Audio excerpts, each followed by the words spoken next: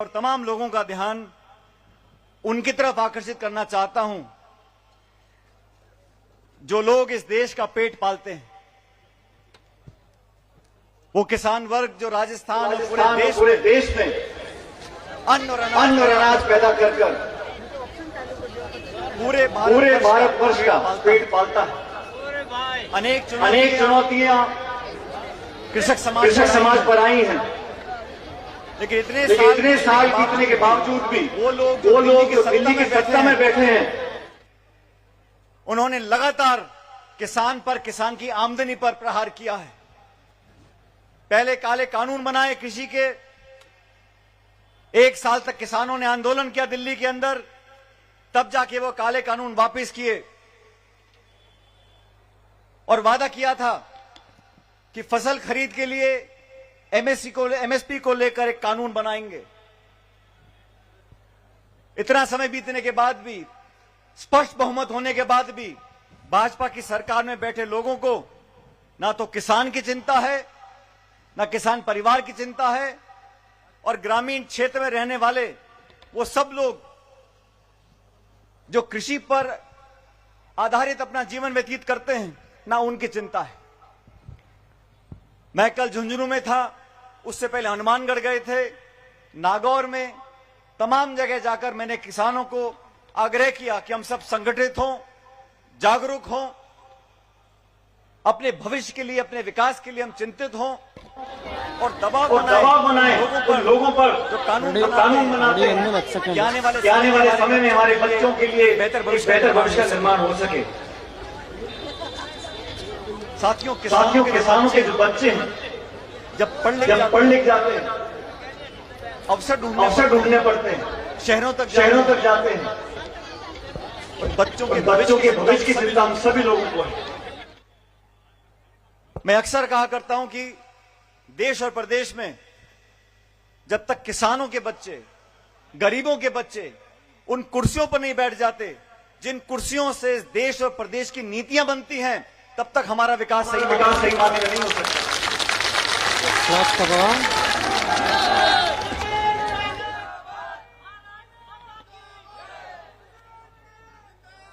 साथियों,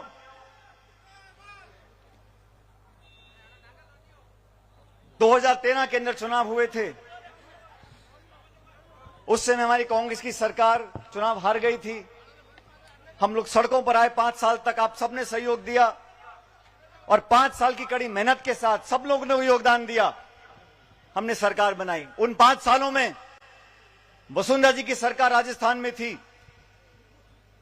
हमने चुनौती दी थी वसुंधरा जी की सरकार को कि आपके भ्रष्टाचार, आपके काले कारनामों को हम एक्सपोज करेंगे।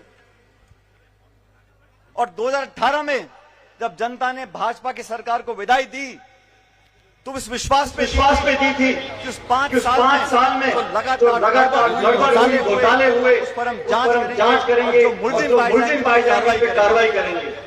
आप सबको याद होगा, वसुंधरा जी की सरकार में हमने लगातार आरोप लगाए थे। खान का घोटाला हुआ, उससे पहले कालीन का घोटाला हुआ था। अधिकारी, नेता जो उस वक्त भ्रष्टाचार में लिप्त थे, हमने कहा था हम उन पर कार्रवाई करेंगे। हमारी सरकार को 4 साल हो गए। मैं उम्मीद करता हूं कि चुनाव आने से पहले भाजपा की सरकार ने जो जो भ्रष्टाचार किए थे, जिनको हमने जाके पब्लिक में कहा था, उन सब लोगों का उस कार्यकाल में भ्रष्टाचार में फंसे हुए थे, एक्सपोज हम करेंगे और न्याय लोगों को दिलाएंगे ताकि जनता हमारी बात पर विश्वास कर सके। जो लोग भ्रष्टाचार फैलाकर गरीबों की जेब पर डाका डालकर अपना पेट भरते हैं, उनको राज करने का अधिकार नहीं है। 11 महीने बाद चुनाव होंगे और आप सब जानते हो हमारी स्थिति जो पहले पाली में, जालौर में, सिरोही में थी, उसमें थोड़ी कमी आई है। और मैं चाहता हूं सब नौजवान, सभी किसान, अगड़े पिछड़े, हर जाति बिरादरी के लोग, महिला, बुजुर्ग मिलकर आने वाले समय में संगठन को मजबूती दें। राहुल गांधी जी ने जो ऐतिहासिक और साहसिक यात्रा निकाली है, उसका कोई सानी नहीं है। 7 सितंबर पिछले साल कन्याकुमारी से पैदल चले और 3,400 किलोमीटर तक प्रतिदिन 25 से 30 किलोमीटर चलकर एक संदेश पूरे देश में दिया है। देश में जो नफरत का, टकराव का, द्वेष का, घृणा का, प्रतिशोध की जो भावना फैलाई है, उसके विरोध में निकल पड़ेंगे। प्यार का, प्रेम का, मोहब्बत का पैगाम निकल वो निकले हैं। उनकी यात्रा 30 तारीख को समाप्त हो रही है, लेकिन कांग्रेस पार्टी ने इस यात्रा के बाद एक और अभियान चालू किया, हाथ से हाथ जोड़ो अभियान।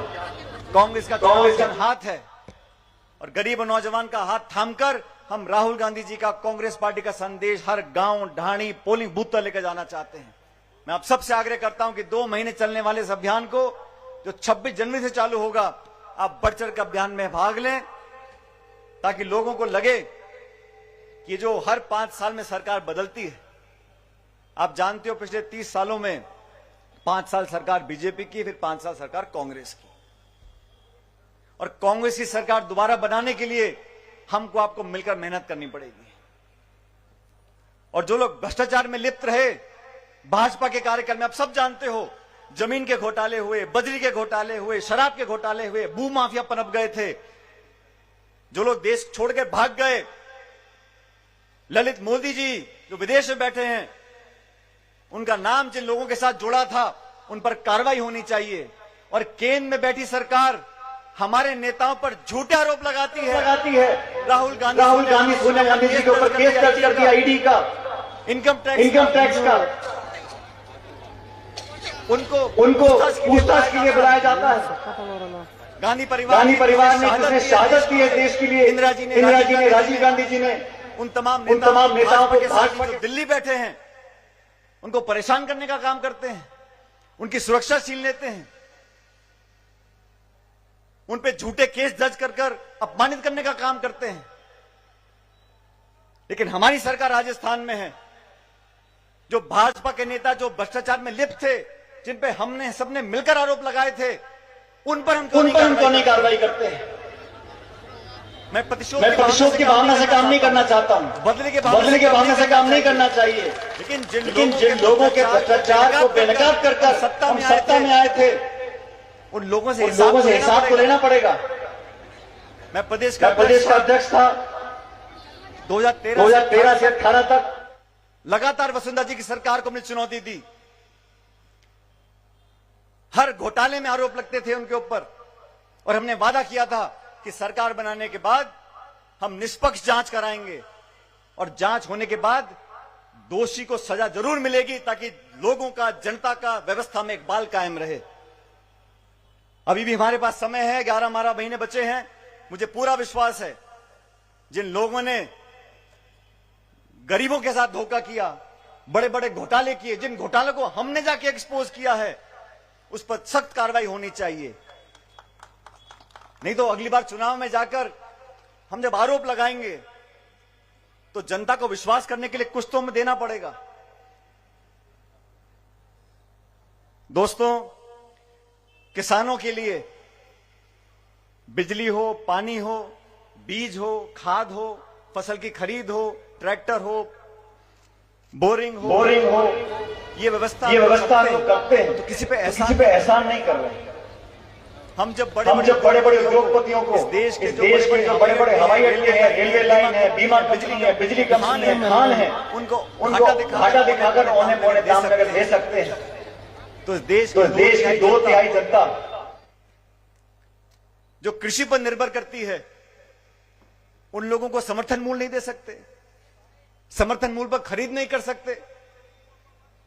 केंद्र सरकार को मैं सचेत करना चाहता हूं, आप 8.5 साल से सत्ता में बैठे हैं, आपको ना किसान की परवाह, ना गरीब की परवाह है। गैस का सिलेंडर 1150 रुपए का बिक रहा है, पेट्रोल डीजल 100 रुपए लीटर बिक रहा है, राजस्थान को खाद नहीं मिलता, यूरिया नहीं मिलता, डीएपी नहीं मिलता। आप पक्षपात की राजनीति करते हो। मैं संदेश देना चाहता हूं पाली से, मारवाड़ से, कि आप बहुत जल्द किसान की फसल खरीद पे कानून बनाओ, ताकि किसान समृद्ध हो सके, ताकतवर बन सके। हम सब जानते हैं जब किसान को 50,000 लाख रुपए की जरूरत पड़ती है, कितनी मुश्किल से उसको पैसे की व्यवस्था कर पाता है। वो बैंक के 100 चक्कर काटता है, उसकी जूतियां घिस जाती हैं। बैंक मैनेजर पहले प्रमाण पत्र मांगता है, फिर एनओसी मांगता है, फिर स्टैंप मांगता है, फिर क्या गिरवी रखोगे मांगता है। इतना करने के बाद भी उसको बीच में किसी दलाल को 2-5 हजार रुपए रिश्वत खिलानी पड़ती है, तब जाके उसका लोन मिलता है उसको।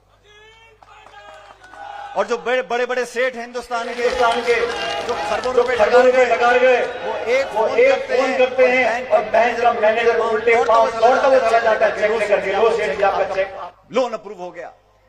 ये व्यवस्था जो बन गई है, गरीब अमीर में इतनी बड़ी खाई बन गई है, चंद लोगों के पास पूरे देश की संपत्ति पहुंच गई है। जो गरीब था वो इतना गरीब हो गया उसको 2 जून की रोटी नहीं मिल रही, और जो अमीर था वो इतना अमीर हो गया कि उसके पास अपनी दौलत गिनने का समय नहीं है। इस देश में जो गांव में और शहर में अमीर और गरीब में जो फासला बढ़ता चला जा रहा है, वो बहुत बड़ी चिंता का विषय है। जब तक हम किसान को मजबूत नहीं करेंगे, किसान परिवार को ताकत नहीं देंगे, उनको संसाधन नहीं देंगे, उनके लिए अच्छे कानून नहीं बनाएंगे। मुझे फक्र है साथियों, मनमोहन सिंह देश के प्रधानमंत्री थे, मैं सरकार में मंत्री था, किसानों ने मांग नहीं करी, लेकिन सोनिया गांधी जी ने, मनमोहन सिंह जी ने, हमने बैठ के दिल्ली से किसानों का 72,000 करोड़ रुपए का ऋण माफ किया था, जो छोटे किसान थे। और आज की सरकार किसान के खाते में डालती है 2,000 रुपये और दिन भर नाचते फिरते हैं कि हमने किसान का बहुत कल्याण कर दिया। अरे आप लाखों करोड़ रुपए उद्योगपतियों के माफ कर सकते हो, तो किसान के क्यों नहीं कर सकते? हमारी केंद्र की सरकार थी कांग्रेस की, 14 करोड़ लोगों को हमने गरीबी रेखा से ऊपर उठाया, नरेगा कानून बनाया, सूचना का कानून बनाया, शिक्षा का कानून बनाया, सूचना का अधिकार का कानून बनाया, खाद्य सुरक्षा का कानून बनाया, अधिकार बनाया। जो व्यक्ति गांव गरीब के दिल को समझ सकता है, दुख को समझ सकता है, वही अपनी कुर्सी का सदुपयोग करता है। जो जज्बात से, धर्म से, जाति से, भाषा से, मंदिर मस्जिद से, हिंदू मुसलमान के नाम पर वोट लेकर आते हैं, वो चुनाव के समय उन्हीं जज्बातों को भड़काते हैं। आपने क्या योगदान दिया भाजपा के साथ, पूछना चाहता हूं। देश की आजादी में क्या दिया आपने, और सरकार बनने के बाद क्या योगदान दिया आपने? नोटबंदी कर दी, जीएसटी थोप दिया, उद्योगपतियों के ऋण माफ कर दिए, किसान को सड़क पर ले आए, छात्रवृत्ति कम कर दी। जो हमने प्रोग्राम बनाया था नरेगा का, कोरोना काल में लॉकडाउन लगा था, वो विभाग मेरे पास था साथियों। राजस्थान के अंदर लाखों लाख लोगों को हमने नरेगा में रोजगार दिया, क्योंकि सब फैक्ट्री बंद हो गई थी। पूरे मजदूर देश भर के वापस राजस्थान आ गए थे। उनका पेट पालने के लिए, उनके घर में चूल्हा जल सके, हमने सारे दरवाजे खोल दिए थे कि गरीबों के लिए सब माफ है, आओ काम करो और अपनी दिहाड़ी लेकर जाओ। ये सोच कांग्रेस की थी कि नरेगा हम लोगों ने बनाया। गांव के बच्चे मिड डे मील के प्रोग्राम से अपना पढ़ाई भी कर सकते हैं, खाना भी खा सकते हैं। सोच होती है। इस सरकार की क्या सोच है? बड़े बड़े भाषण दो, बड़े बड़े इश्तिहार छपवा दो, रोज टेलीविजन पे अपनी शक्ल दिखाते रहो, और मंदिर और मस्जिद और राम और भगवान और हिंदुस्तान, पाकिस्तान, हिंदू और मुसलमान ले दे के 3-4 बातें हैं। तो मैं आपको सचेत करना चाहता हूं, फिर चुनाव आ रहे हैं 10-11 महीने में। राजस्थान में जो परिपाटी बनी है उसको समाप्त करो। कांग्रेस की सरकार दोबारा बन सकती है, हमें विश्वास अपने अंदर पैदा करना पड़ेगा। राहुल गांधी जी ने जो संदेश दिया साथियों, अभी हिमाचल में चुनाव हुए थे तो बीजेपी के साथी बोलते थे हमारी तो डबल इंजन की सरकार है, double engine double engine double engine हर करते थे। वहां पर प्रियंका जी गई कैंपेन करने के लिए हिमाचल प्रदेश में, मुझे भी वहां का जिम्मेदारी दे रखी थी। हम लोगों ने ऐसा कैंपेनिंग किया, ऐसा कैंपेनिंग किया, हम लोगों ने ऐसा कैंपेनिंग किया, धुआं निकल, ऐसा कैंपेनिंग किया कि बीजेपी की सरकार का धुआं निकल गया इंजन का। और मैंने कहा उस दिन, कांग्रेस की बन गई, मैंने कहा उस दिन बीजेपी का एक इंजन फेल हो गया हिमाचल में, दूसरा इंजन फेल करेंगे 24 में नई दिल्ली में, और ये हो सकता है हम कर दिखाएंगे। लेकिन संगठित होने की जरूरत है, 36 कौम को साथ मिलकर चलने की जरूरत है। जो मार्गदर्शन सोनिया जी ने दिया है, राहुल जी ने दिया, उस रास्ते पर हमें चलना पड़ेगा। लेकिन जो लोग भ्रष्टाचार में लिप्त थे, जिनको बेनकाब कर हम लोगों ने सरकार बनाई राजस्थान के अंदर, उन लोगों को बख्शेंगे तो जनता हमारी बात पर विश्वास, उन लोगों को बख्शेंगे तो जनता हमारी बात पर विश्वास नहीं की बात नहीं करता, लेकिन जो प्रमाण है, जो हमने आरोप लगाए, मैं दुश्मनी की बात नहीं करता, लेकिन जो प्रमाण है, जो हमने आरोप लगाए थे, सब तमाम। पिछली सरकार बनी थी कांग्रेस की, तो हमने एक माथुर आयोग बनाया था। वसुंधरा जी के कार्यकाल में जो भ्रष्टाचार हुआ उस पर जांच करने के लिए दुर्भाग्यवश वो आयोग भी कुछ नहीं कर सका और 5 साल बीत गए। अभी भी 4 साल निकल गए। जिन लोगों ने धोखा दिया, जिन लोगों ने बड़े बड़े कांडों को अंजाम दिया, जो भ्रष्टाचार में लिप्त थे, जिन पे पूरी कांग्रेस पार्टी ने सामूहिक रूप से आरोप लगाए थे, समय आ गया कि दूध का दूध और पानी का पानी हो जाए। कि मेरे नौजवान साथियों, जैसा मन से बोल रहे थे, इस विधानसभा क्षेत्र से बोल रहे थे, इस विधानसभा क्षेत्र से 30 साल कांग्रेस पार्टी जीती नहीं है। लेकिन यह मौका आने वाला है। अगर नौजवान ठान लें, मैं हनुमानगढ़ में भाषण दे रहा था तो मैंने कहा जो देश में बांटने वाली ताकतें हैं वो क्या बातें करती हैं? वो जाति की, धर्म की, भाषा की, प्रांत की वो बातें करते ताकि लोगों को बांट सके। लेकिन अगर इन बाधाओं को लांघना है तो जो नौजवान है वो जाति पाति पर फर्क नहीं पड़ता, वो आगे की सोच सकता है। और जो किसान है, जो हल चलाता है, ट्रैक्टर चलाता है, अनाज पैदा करता है, उसकी कोई जाति नहीं है। वो अगड़ा है, पिछड़ा है, किस बिरादरी का है, किस जाति का है, कोई फर्क नहीं पड़ता, हमारा अन्नदाता है। तो जवानी और किसानी और यहां महिलाएं बैठी, हमारी जनानी, ये वो लोग हैं, वो संस्थाएं हैं जो हमारी जनानी के सब, ये वो लोग हैं, वो संस्थाएं हैं जो जाति मैं आह्वान करना चाहता हूं साथियों, खाइयों को टाप सकते हैं। किसानों की आवाज बुलंद करने मैं के लिए, आह्वान करना चाहता हूं साथियों, नौजवानों को अधिकार दिलाने के लिए राजस्थान की ये मिट्टी मेरे माथे का चंदन है और आपके स्वाभिमान और सम्मान से कभी समझौता नहीं हम होने देंगे। मैं आपको वादा करता हूं, स्वाभिमान और सम्मान से कभी समझौता नहीं हम होने देंगे। मैं आपको वादा करता हूं, आप लोगों के स्वाभिमान के आप लिए, लोगों के अधिकारों के लिए, राजस्थान के अस्मिता के लिए, आप लोगों के स्वाभिमान के भविष्य के लिए जो भी करना पड़ेगा हम पीछे नहीं हटेंगे। कंधे से कंधा मिलाकर आपके साथ आगे बढ़ते रहेंगे। आप लोगों ने हमेशा प्यार दिया और पाली और बाली के लोगों ने, मारवाड़ के लोगों ने, दिलेर लोग हैं, छाती ठोक कर बात करते हैं। मुझे फक्र है आप सब लोगों के ऊपर, मुझे नाज है मेरे नौजवानों के ऊपर कि आपका आशीर्वाद इन बाहों को ताकत देता है। हम भी आपके साथ लेकर संघर्ष करेंगे, आगे बढ़ते रहेंगे, लेकिन अपना शीश कभी नहीं झुकाएंगे। आपके सम्मान के लिए हमेशा संघर्ष करते रहेंगे। लेकिन केंद्र की सरकार को मैं सचेत करना चाहता हूं, किसानों के साथ बेईमानी मत करो, किसानों के साथ बेवफाई मत करो। किसान किसी के भीख के भूखे नहीं हैं।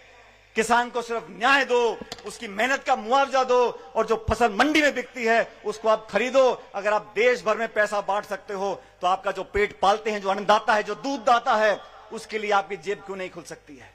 सिर्फ भाषण देने से काम नहीं चलेगा। मैं इस किसान सम्मेलन में साथियों आप सबसे आह्वान करना चाहता हूं कि मारवाड़ की धरती से, इस पाली जिले से यह आवाज दिल्ली तक जानी चाहिए कि किसान चुप नहीं बैठेगा। मैं मांग करता हूं, ये प्रस्ताव रखता हूं इस सम्मेलन के अंदर कि केंद्र सरकार को बहुत जल्द, अति शीघ्र एमएसपी पर कानून बनाना चाहिए ताकि किसान को उसकी फसल का उचित मुआवजा मिल सके मंडियों के अंदर। अगर मेरे प्रस्ताव को आप सही मानते हो तो दोनों हाथ खड़े कर यहां पर मुझे इस प्रस्ताव को पारित करो। दिल्ली की सरकार किसान जब आगे बढ़ेगा, हमारी मांगों के सामने बड़ी संगठित होगा, आगे बढ़ेगा, हमारी मांगों के सामने कोई बड़ी। धन्यवाद करना चाहता हूं, इतनी बड़ी संख्या में आप यहां पर आए हो। आने वाला समय आपका हमारा है। नौजवान जब मन बना लेते हैं, अपनी बात को मनवा कर रखते हैं। असीम प्रेम प्यार आप लोगों ने दिया, आशीर्वाद आप लोगों ने दिया, मैं सदैव आपका कायल रहूंगा। और एक बार पुनः आपको आश्वासन देकर जाता हूं, जब जब मेरे साथी, मेरे किसान, मेरे नौजवान मुझे याद करेंगे, पाली और बाली में आप मुझे अपने साथ खड़ा पाओगे। इस बात का आपको वादा कर जाता हूं। मैं परमपिता परमेश्वर से कामना करता हूं, मैं भगवान से कामना करता हूं, आप सब लोगों का जीवन, भगवान से कामना करता हूं, खुशियों से भगवान आप सब लोगों का जीवन, परमेश्वर आपके बच्चों को लंबी उम्र दे, आप हमेशा मुस्कुराते रहो, आप आगे बढ़ो, हम आपके साथ कंधे से कंधा मिलाकर चलेंगे। मैं अंत में आप लोगों से आवेदन करूंगा, जोरदार नारा दो ताकि इस देश की मिट्टी है, यहां से आवाज जाए एकजुटता की, और देश के अंदर हमारी जो आस्था है, भारत माता की आस्था है, पीछे वाले हैं, भारत माता की, भारत माता की, आप आसमान में आवाज गूंजनी चाहिए, भारत माता की, आसमान में आवाज गूंजनी चाहिए। बहुत बहुत धन्यवाद। राम राम। माता की। धन्यवाद। राम राम साहब। हमारी हमारी